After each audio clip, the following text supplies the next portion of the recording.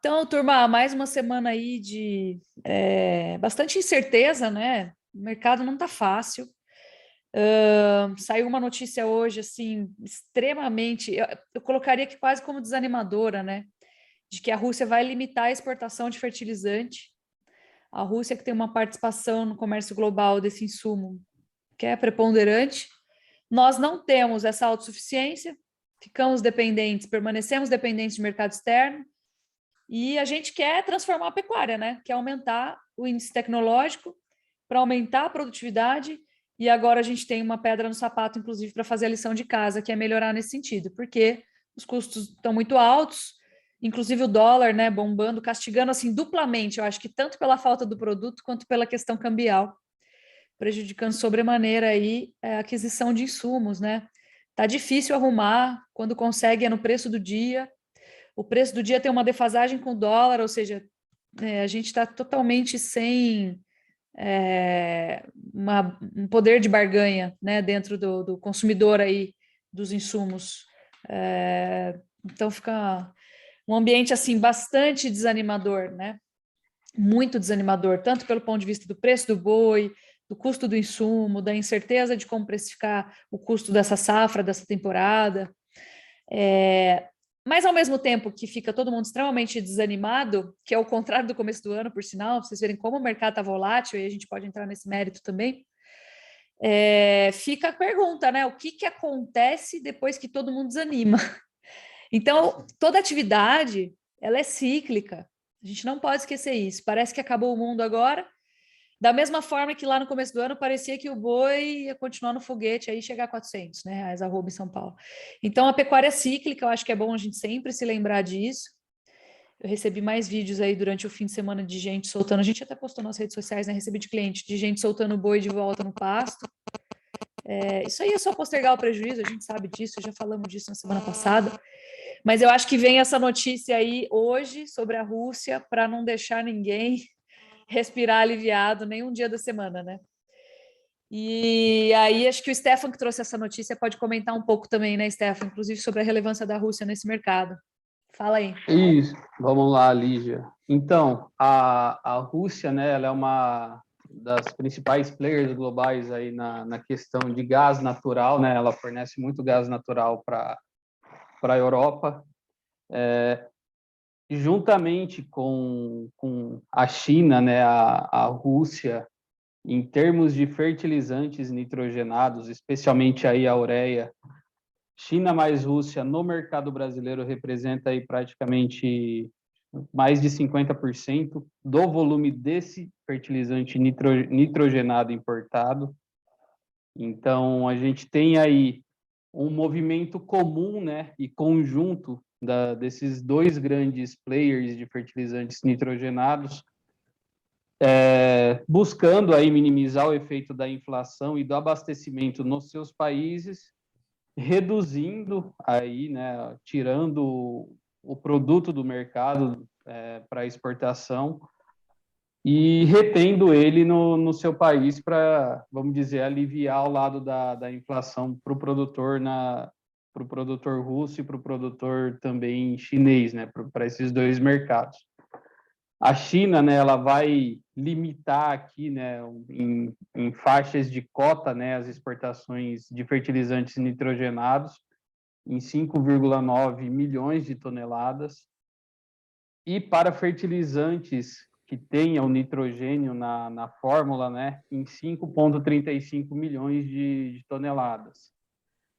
Só para destacar aqui, esse ano, né, a gente já importou cerca de 800 mil toneladas de nitrogênio da Rússia. A questão dos preços que começou lá com a China, né, aí quase há 30 dias atrás, agora a gente tem ainda mais uma pedra, não, né, mas tem alguma coisa muito maior no nosso sapato, que acho que o pé nem cabe mais no sapato para Problema, né? falar de preço de fertilizantes, que a gente tem ouvido falar aí de clientes ou até mesmo pelo próprio mercado de reajustes, especialmente dos nitrogenados da ordem de 200 a 300 reais. Isso acontecendo de forma semanal. Para ter uma ideia, né, semana passada um cliente nosso fixou o nitrogenado dele em torno de R$ 4.000 a tonelada na região de Naviraí, Mato Grosso do Sul. Eu tinha conversado com ele há 2 semanas atrás, acho que no intervalo de 2 semanas tinha subido mais de R$ 500 a tonelada naquela região.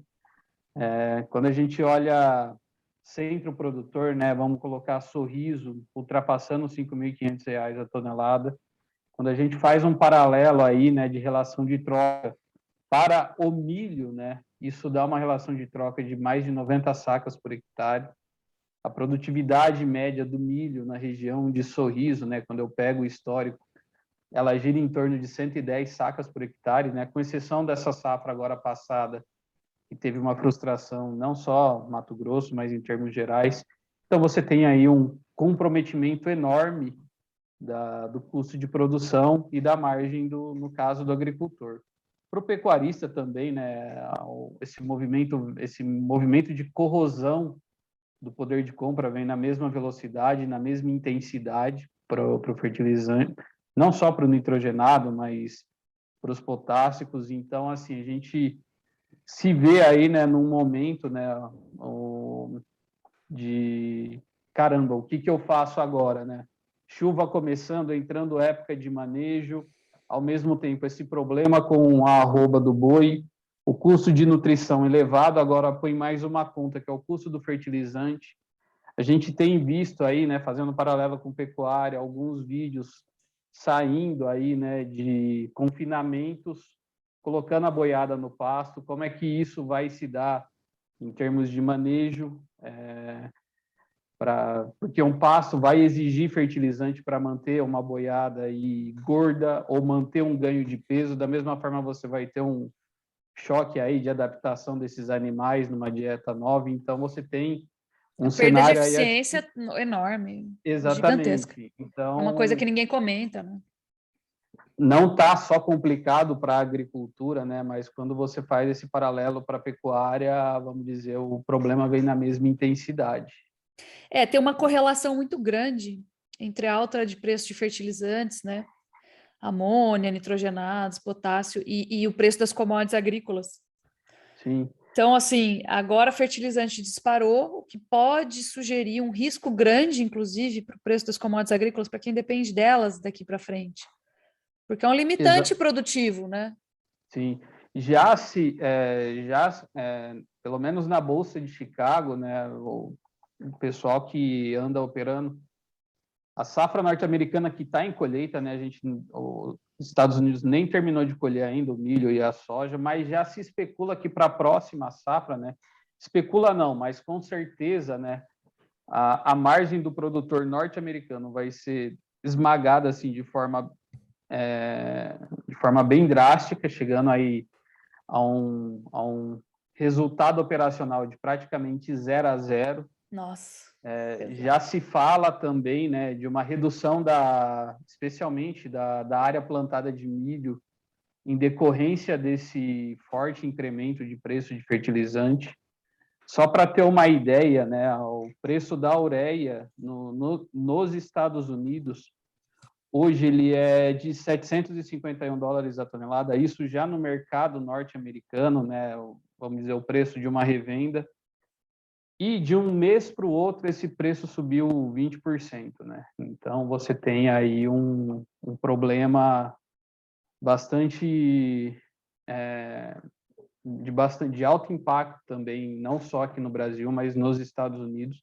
E isso abre aí, né, uma janela de como que vai ser a próxima safra nos Estados Unidos, né? E também já fica aí uma preocupação com a safra brasileira de milho, né? O milho segunda safra, por mais que a gente tenha boa parte, já especialmente Mato Grosso, aí, mais de 90% do fertilizante comercializado, negociado, a questão que fica é as entregas, né? Tá, às vezes a gente tem, é provável que a gente tenha esse preço, esse produto hoje interior, já aqui no Brasil, mas quando a revenda, quando o vendedor de adubos te fez uma oferta, ele estava com uma margem de garantia bastante segura para a operação dele. Só que agora que ele vai comprar o fertilizante no porto, a gente tem a referência aí que aqui no Brasil, em Paranaguá, já está na ordem de R$ 1.100, R$ 1.200 a tonelada do fertilizante. Reais não, dólares. Uhum. Então, como é que fica esse custo, né? Há um ano atrás, o preço do fertilizante da ureia, né, no porto, era da ordem de $280 a tonelada. Há um mês atrás, 40 dias atrás, era da ordem de $850 a tonelada. Então, a gente vem aí numa escalada de custo e de um alerta aí, né?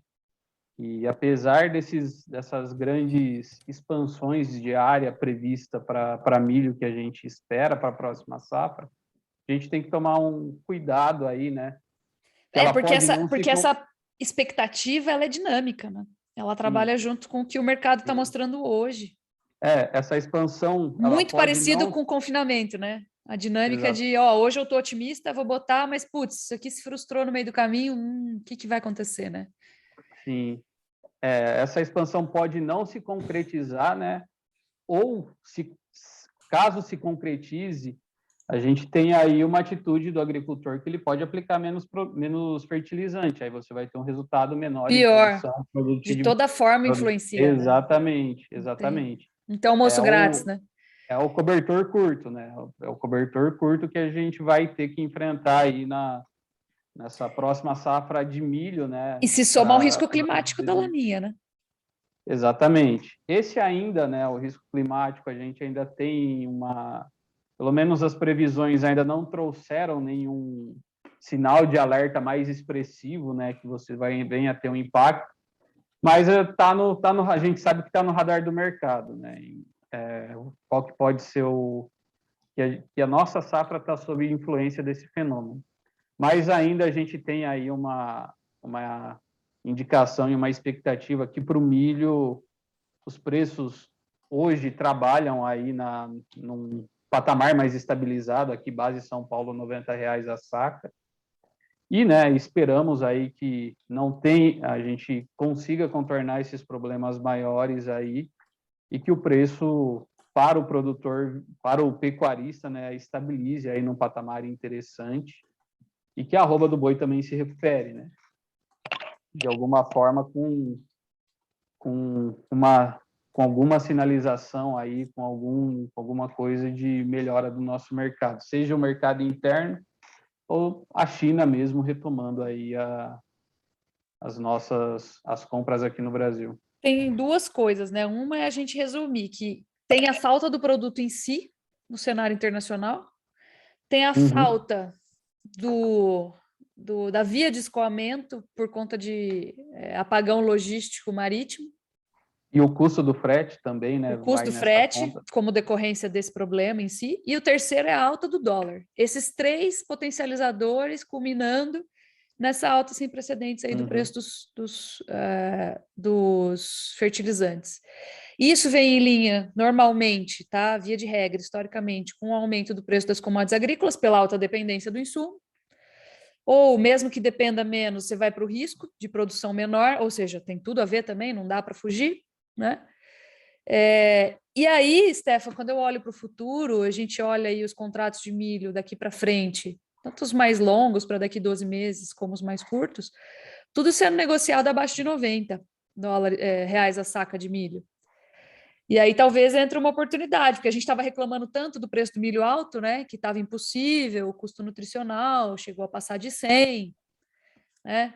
E agora a gente volta a trabalhar aí próximo de 90, 80, né? Nesse range aí, entre 80 e 90. O que Exatamente. você acha disso como oportunidade? Faz sentido ou não é uma oportunidade? Só para elucidar, né, também como que está o mercado de milho, hoje com milho a R$ 89 a saca, R$ 90 a saca São Paulo, a gente está exportando, né? O dólar é um ponto aí que ajudou a fortalecer, né, o preço do milho brasileiro no mercado internacional. Chicago tem aí está tendo uma influência forte do trigo, em decorrência de quebra de safra de trigo. Como os dois produtos se complementam em nutrição animal, um acaba puxando o outro. E também a gente teve aí, né, um comportamento dos prêmios aqui no Brasil estarem aí no patamar, virem a alguns patamares atrativos, né? O exportador fez a conta do milho brasileiro valer a pena. Uhum. Olhando esses preços hoje de R$ 80 a saca nos contratos futuros, né? Vamos colocar aí no julho, especialmente no maio. Hoje é um nível interessante, sim, né, para o produtor que pretende já fazer alguma trava futura de milho, entrar nessa operação, né? É difícil falar, né, com a expectativa de mas o milho vai subir ou vai descer. Hoje a gente tem uma expectativa de que ele caia no mercado doméstico, né? Mas quando a gente olha o cenário internacional, o cenário de preços, ele traz alguns indicadores de sustentação, mas quando a gente começa a olhar balizadores aí de oferta e demanda, a gente tem aí uma sinalização de que o preço do milho ele pode voltar a recuar, mas hoje sustentado pela paridade de exportação, influenciado por Chicago principalmente, a gente pode ter um contraponto aí de sustentação dos preços. Só para adicionar na conversa aí do milho, a relação de troca de outubro ficou em 3. A relação de troca boi-milho ficou 3 sacos por arroba. É a pior relação de troca desde maio de 2016. Ficou bem em linha, na verdade, com o que foi aquele mês lá, quando a gente conseguia comprar basicamente 3 sacos por uma arroba.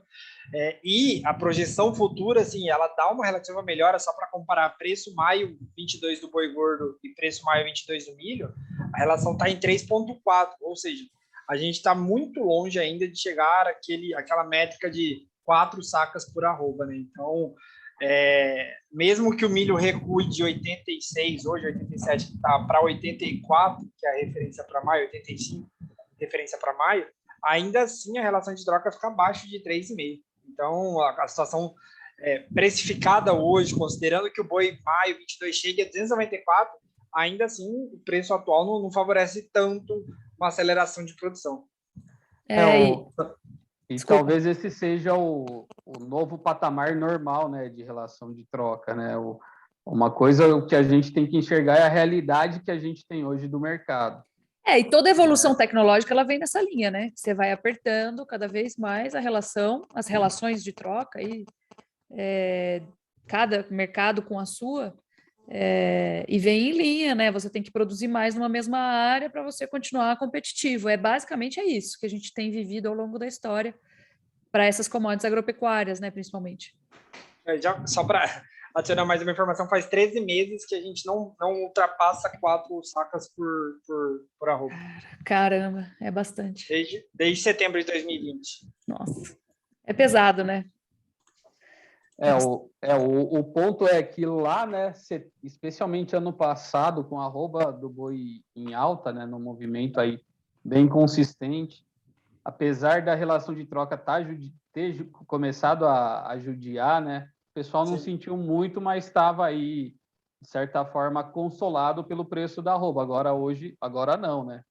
A gente tem uma nova situação do mercado, que aí você, sim, tem um aperto significativo nas margens com esse preço atual do milho, né? Até porque, Stefano, acho que também tem a situação que muita gente comprou milho lá atrás, né? Acabou fazendo um contrato a termo, então ele pega um milho de 30, 40 reais, 45, vamos supor, e o cara consegue trazer e olha para esse milho de 30, 45 reais e não dá tanto, não é tão problemático que nem agora, em que, vamos supor, ele vai precisar fazer um contrato para julho de 2022, ele vai encontrar um milho de 80, 70 reais, e aí a conta aperta muito para ele. Exatamente. Então, é um leão por dia, gente, agora, assim, cada vez fica... É uma máxima, assim, que a pecuária, né? Na verdade, a produção agrícola também, mas a pecuária está começando a sentir o gostinho da agricultura, em termos de volatilidade, em termos de desafios, né, produtivos. A pecuária ela vai ficando cada vez mais complexa, cada vez mais difícil de fazer mesmo. Ela não vai ficando mais fácil com a tecnologia, ela vai ficando mais difícil, né, de gerir, né? E isso tudo vem em linha com isso que a gente está discutindo aqui agora, né? De recorde aí de relação de troca ruim, por exemplo, né? De tempo, temporalmente falando. Então, acho que fica aí o comentário sobre o milho. Acho que, eu não sei, eu vejo como uma oportunidade de começar a fazer já uma parte, porque tem muito risco, né? Tem muito pouca coisa clara, tem muito risco. A gente tem até um gráfico que, cara, não vou conseguir compartilhar aqui agora, mas tem um gráfico da correlação entre preço de fertilizante da média das commodities agrícolas, agricultural, né? Que é positivo. Então, sobe fertilizante, sobe o resto. Talvez aí a gente tenha outros fatores negativos, a gente pode até pontuar aqui, mas eu vejo mais como uma oportunidade. Eu estou bem de acordo com o que o Stefan falou, acho que de uma maneira um pouco menos conservadora, na hora de falar, de expressar, mas eu vejo uma oportunidade aí para começar a fixar algumas coisas, porque a gente vinha reclamando muito de subir, subir, subir, e de repente dar uma aliviada, uma respirada, vamos, né, fazer a avaliação aí do que pode vir depois, dentro do ciclo, né, produtivo. Será que vai todo mundo fazer esse nível de produção que está prometendo fazer mesmo? E aí eu acho que na pecuária é o mesmo racional, né? Tá todo mundo achando que é o fim do mundo, tem gente soltando boi no pasto de novo. Eu acho que não é a grande maioria, porque não faz muito sentido gerencial fazer isso, né? Eu vou agregar custo no pasto, vai ter uma perda de eficiência desse animal pela adaptação nutricional, entendeu? Não é automático que você consegue transformar o animal que estava comendo no coxo em pasto de novo. Será que tem pasto suficiente para esse gado manter esse peso, ou ele vai perder, vai virar boi sanfona, que é uma coisa do século passado, sinceramente. Então, eu acho que não é todo mundo que vai fazer isso, algumas pessoas vão fazer, aparentemente estão fazendo, mas não sei se é todo mundo que vai fazer. E mesmo que faça, será que esse boi vai ser entregue gordo lá na frente de novo? E eu acho que quando esse pessimismo ele toma conta do mercado, as pessoas perdem o referencial histórico. Elas olham só o curto prazo, né? Tem dificuldade de olhar o longo. Então, eu tô achando que, cara, o que vai ser de janeiro e fevereiro, entendeu? Não sei se a gente vai ter pastagem suficiente. Na verdade, eu acho que não. A pastagem apenas começou a se recuperar agora. Esse animal, para ele ganhar peso, ele precisa de 5 meses em pastagens com um bom nível de forragem, de produção de forragem. E em janeiro eu não vejo isso acontecer. Nós estamos praticamente em dezembro, nós estamos em novembro, né? Praticamente no fim do ano aí. E o que isso pode trazer? Eu acho que para dar um imprint, assim, uma noção de tamanho, o Iago levantou um gráfico aqui hoje que nossa, até me deu, foi que nem você tomar um soco na cara, né? O que aconteceu com o preço do boi em outubro? Foi a maior queda desde, desculpa, Iago. Foi a maior queda da história. Foi a maior queda mensal da história. E aí eu acho que tem umas coisas para a gente voltar a falar. A primeira a gente teve uma queda muito relevante entre 2005 e 2006, que foi a pior crise de preço real da pecuária, né? Margens, assim, foi a maior liquidação de rebanho que a gente já viu na história, foi naquela época, por vários motivos. Um era que a pecuária precisava passar por isso mesmo, por uma questão estrutural, a gente pode até falar sobre isso A gente podia até fazer um podcast uma vez de pecuária e história, a história da pecuária, assim, né? Sim. Fazer uma linha do tempo aí retroativa e contar a história da pecuária, do porquê que foi assim, porquê que não é mais e tal. Mas basicamente tinha uma questão estrutural que trouxe os preços para baixo, e justamente quando os preços estavam assim, querendo se aproximar das mínimas, veio o caso de febre aftosa no Brasil, bate na madeira, e leva os preços no primeiro momento ainda mais para baixo, ou seja, um corre, salve-se quem puder, o pessoal já estava tomando um prejuízo lascado, assim, uma correção produtiva muito forte, e a gente teve uma queda de preços agora mais relevante, mais proporcionalmente maior do que naquele período. Então, assim, chama muito a atenção, né? 10,79%? 6, desculpa. Isso. Então, é muito relevante, né? Para vocês verem, a gente estava subestimando China, em primeiro lugar, achando que eles precisavam muito da gente, e que todo mundo amava a carne brasileira lá dentro agora, e que eles de fato descobriram a carne do Brasil.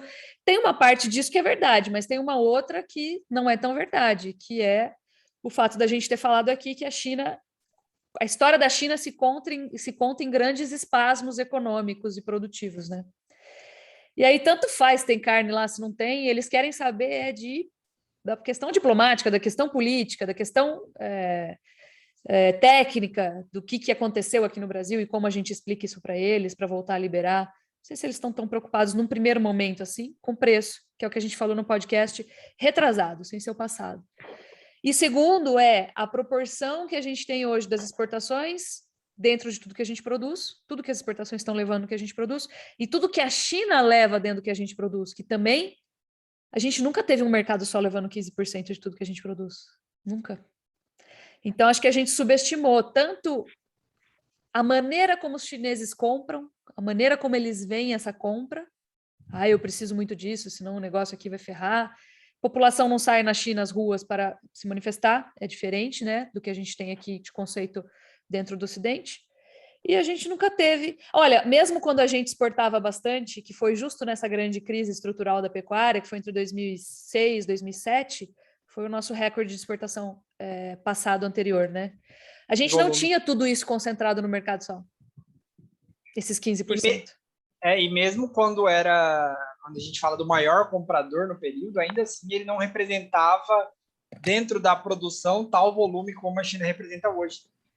Perfeito, precisamente. Então aí a gente mostrou, a gente viu, teve que pagar para ver o que significa essa concentração, o que significam as nossas exportações dentro desse ambiente de maior volatilidade que a gente tem hoje em dia, dado o nível de globalização e tudo mais, né? Que a gente... Eu adicionaria nessa... Desculpa. Opa, deixa eu fechar aqui. Pronto, manda bala. Eu adicionaria nessa conta, Lígia, assim, o momento que também de oferta que a gente tinha naquele período. Agora, voltando aí em perspectiva a outubro, né, é o período que tem confinamento. Então, o confinamento ele é uma atividade que não te dá muita margem para tomada de decisão de postergar, né? A gente está vendo agora o pecuarista, digamos assim, tirando o gado que ele ia bater, esperando, vou jogar lá para frente, mas não é todo mundo que tomou essa decisão.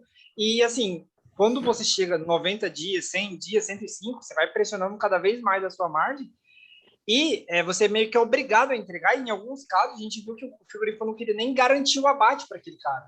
Exatamente. Então, ele acabou aceitando o preço que o frigorífico dava, porque ele não tinha proteção e acabou que vinha nesse aceite do que o frigorífico queria pagar por ele. Então, acho que a gente teve um combo negativo que trouxe a esse preço, né? A gente tinha uma dependência muito grande, como a gente nunca teve na história, de um único comprador, e esse comprador externo, a dependência dele sobre a nossa produção era muito grande, e, ao mesmo tempo, a gente tinha uma oferta que você não conseguia dar vazão, ou, digamos assim, postergar a decisão de abate dela, né? É diferente quando você tem um gado a pasto, que você consegue manter ele ali por um custo infimamente menor, eu diria, e você mantém esse animal 15, 30, 45 dias, né? Então, eu acho que o combo desses dois fatores trouxe a gente para essa maior queda da história aí do preço do boi gordo. Fora a falta de capacidade, acho bem lembrado aí, do nosso mercado doméstico em absorver qualquer excedente, né? A gente estava falando, por exemplo, que no atacado hoje, você pega uma ponta aí, tá R$15. A hora que você vai comprar isso no varejo, tá 35, é mais do que o dobro. Então é difícil mesmo, né? O varejo, ele dificilmente repassa, ele tem maior dificuldade de fazer os preços subirem de maneira rápida, como a gente vê no mercado do boi, como a gente vê no atacado, mas depois que ele conseguiu fazer subir, da mesma forma, ele não consegue fazer cair. Sim. Nem na mesma velocidade, nem na mesma intensidade, por vários motivos, né? Quando você compara os indicadores de inflação, você vê muito isso, né? O indicador de inflação para o atacado é um e para o varejo é completamente diferente, é outro. A proporção de variação, só para efeito comparativo, IGPM, há 2 meses atrás, que foi, acho que ali, a gente tinha um IGPM de 32%, e IPCA no mesmo período a 6, 8, 9%. Então, um baita de um delay, né, também. Exatamente. Então, mas eu acho que assim, Lígia, a gente conversa sobre o que aconteceu em outubro, mas já botando um gancho aí, eu acho que a gente está partindo para um cenário em que a gente talvez tenha chegado no fundo do poço, né? Então, quando você olha em comparativo aí, o desempenho do atacado nas últimas 2 semanas, em volume de vendas, em preço do boi gordo também, uma atratividade, aparentemente, dos pequenos e médios frigoríficos voltando a ativar o mercado interno, né? Então, eu acho que, não falando só em notícia negativa, eu acho que a gente talvez tenha chegado justamente nesse fundo de preço, eu diria, no mercado físico e até mesmo no mercado futuro, né? O mercado futuro ele testou novembro a 2,65 e agora já é 2,73 e aparentemente consolidando esse patamar. Ele segurou no suporte de maneira bem forte ali. né? Mesmo Exato. diante de toda a volatilidade semana passada, ele foi, voltou, segurou. E é da mesma forma que ele tem uma resistência muito bem desenhada em 300 ali para o janeiro, por exemplo. A gente está falando do janeiro, né? Curto prazo já era, né, gente? Vamos falar a verdade. Curto prazo já era. Apesar de a gente estar vendo uma movimentação agora de curtíssimo prazo que sugere essa sustentação que o Iago estava falando agora, né? Eu tenho até um... Hã? Não, eu só ia pontuar que eu acho que assim, a gente tem espaço para manter esse nível atual e talvez uma leve alta. Agora, falar em forte valorização eu acho muito difícil. Tá.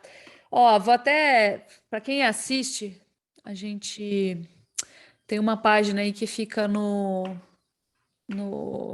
YouTube também. Eu vou só compartilhar um gráfico aqui rapidinho. Vocês estão vendo minha tela? Sim. Beleza. Sim. Olha só para pontuar, e eu vou ilustrar para quem está só escutando também.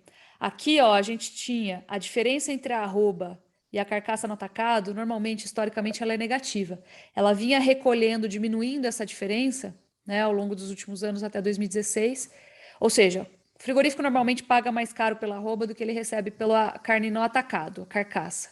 E depois ele paga essa conta vendendo couro, sebo, miúdo, subprodutos e muitas vezes até a carne desossada já, né? Tem indústrias grandes hoje que desossam a carne e vendem ela desossada.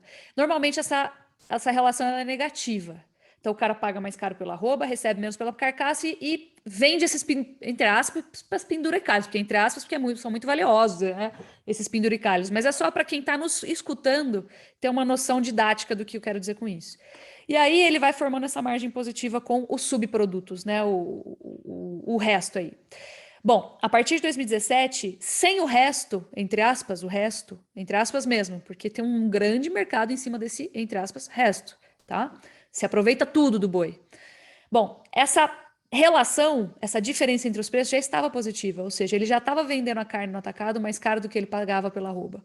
E isso se manteve até 2020, em abril, quando o boi disparou e o boi voltou a ficar muito caro, né, diante do atacado, ou seja, se valorizou mais do que o atacado. Tem muita gente que nem gosta quando a gente fala isso. E agora, em 2021, a gente chegou ao pior nível, né, de comparação entre atacado e boi desde 2008. Então, uma relação muito ruim. Para quem está vendo a gente aqui, ó, menos 4,9% era o que valia a carcaça em relação ao preço da arroba. Só que, olha o que aconteceu em outubro. Agora, novembro, pessoal, é muito recente. Nem desconsidere isso aqui que eu estou mostrando, que é menos 4,2%. Por quê? Porque está muito recente. A gente precisa esperar o novembro fechar. Esse meu programa aqui, esse meu sistema, ele mostra uma média. Mas se você pegar a média do outubro, tá? Outubro foi o primeiro mês positivo desde 2020, desde abril de 2020. Que foi um resultado. E melhorou muito, né? Você pega setembro também. Exatamente, melhorou muito. Setembro já veio recolhendo, ó. Se a gente abrir setembro, ó. Então, assim, isso mostra, basicamente, o quê? Que se o mercado doméstico voltou a remunerar, ou não vou nem falar remunerar, porque aí a gente está presumindo lucro, e cada indústria tem o seu lucro, né? Seu passivo trabalhista, seu dinheiro de contabilização com juros, sua utilização da capacidade estática e diluição de custos fixos. Então, não vou entrar no lucro, isso aí não é margem. Eu estou falando só de relação. Mas a partir de outubro, principalmente, que já terminou e a gente já pode passar a régua e falar o que aconteceu, né? A carcaça estava sendo vendida mais cara do que a arroba no mercado doméstico. O que significa que o mercado doméstico voltou a ficar atrativo. Encontrou um equilíbrio sem China, mas precificando o boi mais baixo. Então, isso significa o quê? Bom, se o mercado doméstico voltar a ficar interessante, eu quero abater mais para vender, comercializar no mercado doméstico. Então, isso dá uma sustentação, né? Dá um suporte para o mercado físico do boi continuar demandado a preços menores, tá? Que isso fique estabelecido. E ninguém aqui defende preço mais baixo ou mais alto, a gente está falando de mercado. Nos preços mais baixos, o atacado voltou a ficar interessante, o mercado doméstico voltou a ficar um pouco mais interessante, e isso sustenta a compra do boi pelo frigorífico, né? Pelo menos agora nesse curto prazo. Então é isso, só para ilustrar aí o que você está falando, Iago, desculpa o discurso aí.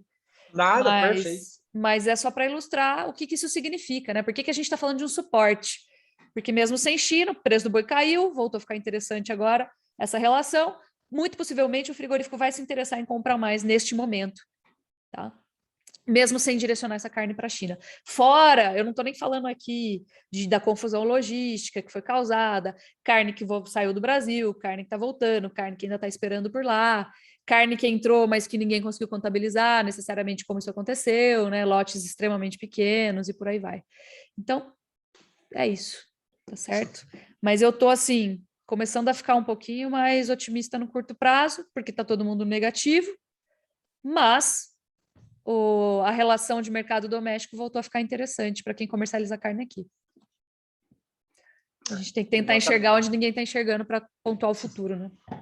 Eu acho que de curto prazo é isso, Lígia. Acho que a gente tem acho que talvez aí a gente tenha passado pela pior semana do ano na semana passada, e agora, pensando em momento de atacado, lembrando que novembro é a compra ali para abastecimento do varejo no mês de dezembro, e mês de dezembro é final de ano, é 13º, todos esses fatores levam a crer que o movimento do atacado tende a melhorar. A expectativa é até de melhores preços agora nessa primeira quinzena de novembro. Então, eu acho que é um momento muito crítico, digamos assim, para a gente ter uma consolidação de uma mínima e talvez surfar uma leve alta. Beleza. Então é isso aí. Vamos que vamos. Tem muita volatilidade aí para a gente colher ainda. Bora. Valeu, turma. Obrigadão, viu? Valeu, Lídia. Valeu. Até já. Bom Bom resto de Valeu, semana pessoal. pra gente. Até mais. Até já.